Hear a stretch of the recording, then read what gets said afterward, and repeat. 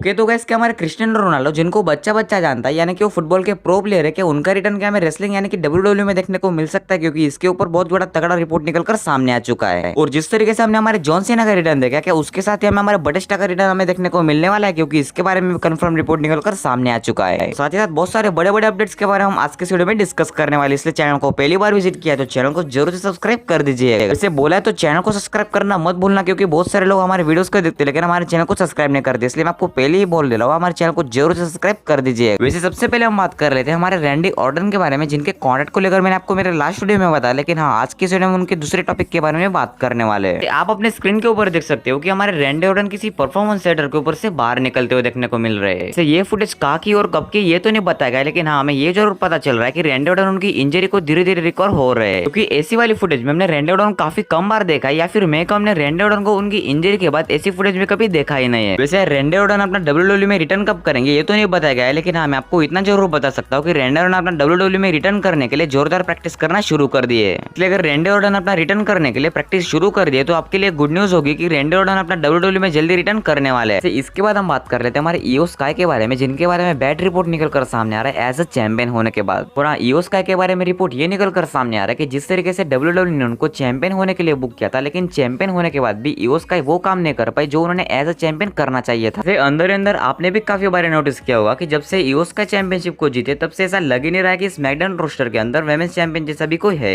क्योंकि आप इयो स्काई के एज अ चैंपियन होने के बाद हर एक मैच देख सकते हो जिसको उन्होंने बेस्ट तरीके से डिलीवर किया ही नहीं है। फिर मैं कहूँ कि इसमें डब्ल्यूडब्ल्यू की गलती हो सकती है कि इयो स्काई की इस टाइटल रन के लिए डब्ल्यूडब्ल्यू ने अच्छे अच्छे रेसलर को बुक नहीं किया हो। इसलिए ये मैंने आपको पहले ही कहा कि जब से इयो स्काई चैंपियन बने तब से ऐसा लग ही नहीं रहा है कि स्मैकडाउन रोस्टर में वुमेन्स चैंपियन जैसा भी कोई करंट सुपरस्टार है। इसके बाद हम बात करते हैं हमारे एले नाइट के बारे में, जिनके परफॉर्मेंस को लेकर डब्ल्यूडब्ल्यू की मैनेजमेंट करंट टाइम में वेरी हैप्पी बताई जा रही है। वैसे तो जिस तरीके से एले नाइट ने करंट टाइम में डब्ल्यूडब्ल्यू में टहलका मचा दिया है, वैसे उनके बारे में करंट रिपोर्ट भी निकल कर सामने आया है। वैसे तो जिस तरीके से एले नाइट करंट टाइम में डब्ल्यूडब्ल्यू में एक्शन दे रही है, इसलिए काफी सारे डब्ल्यूडब्ल्यू फैंस को ऐसा लग रहा था कि डब्ल्यूडब्ल्यू एले नाइट को ओवर पुश कर रही है। रियलिटी ये है कि जिस तरीके से डब्ल्यूडब्ल्यू फैंस को ऐसा लग रहा था कि डब्ल्यूडब्ल्यू एले नाइट को ओवर पुश कर रही है, लेकिन नहीं, बल्कि डब्ल्यूडब्ल्यू को एले नाइट को जैसा पुश करना चाहिए था वैसे तो डब्ल्यूडब्ल्यू ने पुश उनको किया ही नहीं है। लेकिन फिर भी डब्ल्यूडब्ल्यू की तरफ से एले नाइट को पुश मिले या ना मिले, लेकिन हाँ एले नाइट डब्ल्यूडब्ल्यू फैंस को जरूर से एंटरटेन करे पूरे साल में। तो इस पूरे साल में डब्ल्यूडब्ल्यू ने काफी सारे टूर्नामेंट्स एले नाइट के हाथों से छीन ले हो ताकि वो जीत ना सके, फिर वो चाहे रॉयल रंबल हो चाहे वो मनी इन द बैंक हो। लेकिन फिर भी इस टूर्नामेंट को एले नाइट जीते या ना जीते, लेकिन हाँ हर एक मैच में एले नाइट डब्ल्यूडब्ल्यू फैंस का दिल जीतते ही बल्कि जीतते ही। अगर मैं एले नाइट के बारे में और एक फैक्ट अगर आपको बताओ तो भले ही डब्ल्यूडब्ल्यू की तरफ से एले नाइट को पुश मिले या ना मिले, लेकिन हाँ वो डब्ल्यूडब्ल्यू का हर एक रेसलर का रिकॉर्ड तोड़ रहे, यानी कि वो हर एक रेसलर को पीछे छोड़ रहे हैं, चाहे वो मर्चेंडाइज सेलिंग के बारे में हो, स्टोरी लाइन के बारे में हो, या फिर वो सोशल मीडिया के बारे में। वैसे इसके बाद हम बात करते हैं हमारे एजे स्टाइल और रोमन रेंज के फ्यूड के बारे में, जिनकी मैच देखने के लिए आप सब्र से इंतजार कर रहे थे। वैसे तो भाई सबसे पहले मैंने आपको बताया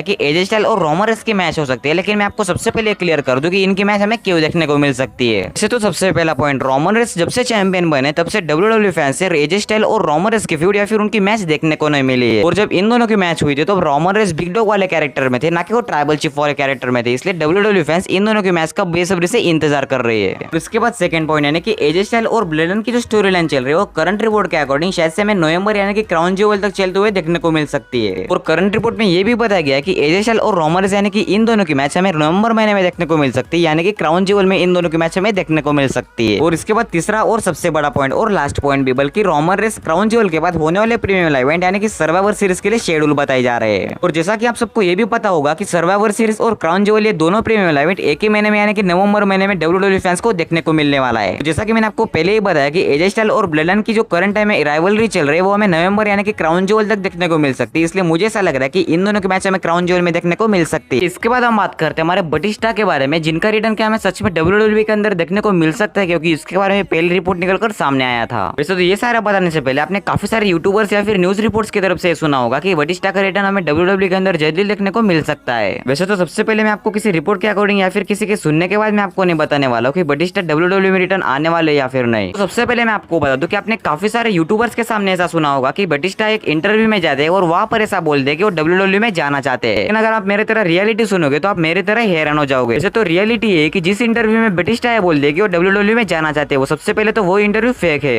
अगर इंटरव्यू फेक है तो फिर उनका स्टेटमेंट ही फेक होना चाहिए। वैसे ये पूरी स्टोरी ईटी कनाडा के साथ हुई, जिस इंटरव्यू में बटिस्टा ये बोल दिया कि वो WWE में जाने का प्लान कर रहे हैं। लेकिन हाँ, अब 100 बल्कि 200% कंफर्म हो चुका है, जो बटिस्टा के साथ इंटरव्यू हुआ था पूरी तरह से फेक बताया गया है। वैसे अगर हम बटिस्टा के रिटर्न के बारे में बात करें तो 13 नवंबर 2023 वो तारीख होने वाले जहां पर बटिस्टा मंडे नाइट रॉ में अपना WWE में रिटर्न करने वाले हैं। और हमें उस नाइट के मंडे नाइट रॉ में बटिस्टा अगले साल होने वाले हॉल ऑफ फेम की लिस्ट में इंडक्ट होते हुए देखने को मिलने वाले। इसके बाद हम बात कर लेते हैं हमारे क्रिस्टियानो रोनाल्डो के बारे में। क्या वो हमें सच में आने वाले समय में WWE में एक्शन में देखने को मिलने वाले हैं क्या? कि WWE और UFC जब से एंडेवर में मर्ज हुए तब से हमने काफी सारे WWE में चेंजेस होते हुए देखने को मिले। और इसी मर्जरिंग के बाद UFC के साथ साथ WWE का यह प्लान है कि वो पूरी वर्ल्ड की ऑडियंस को अट्रैक्ट कर सके, फिर वो चाहे फुटबॉल की हो, फिर वो चाहे रेसलिंग कैटेगरी के हो। इसलिए WWE का करंट प्लान है कि नवंबर में जब हमें क्राउन जेवल शो देखने को मिलेगा तो उस पूरे शो को क्रिस्टियानो रोनाल्डो कम्पीट करते हुए देखने को मिले। मेरे कहने का मतलब है कि रोनाल्डो पूरे शो को अपने आंखों से देखे लाइव उस एरेना में बैठकर। भाई मैंने तो बता दिया, लेकिन आपके अकॉर्डिंग रोनाल्डो के क्राउन जेवल देखने के लिए जा सकते क्या? हमें कमेंट सेक्शन के जरिए जरूर बताइएगा। तो अगर वीडियो अच्छा लगा तो वीडियो को लाइक और चैनल को भी सब्सक्राइब करना मत भूलिएगा। और इसके बाद हम मिलेंगे हम हमारे नेक्स्ट वीडियो में।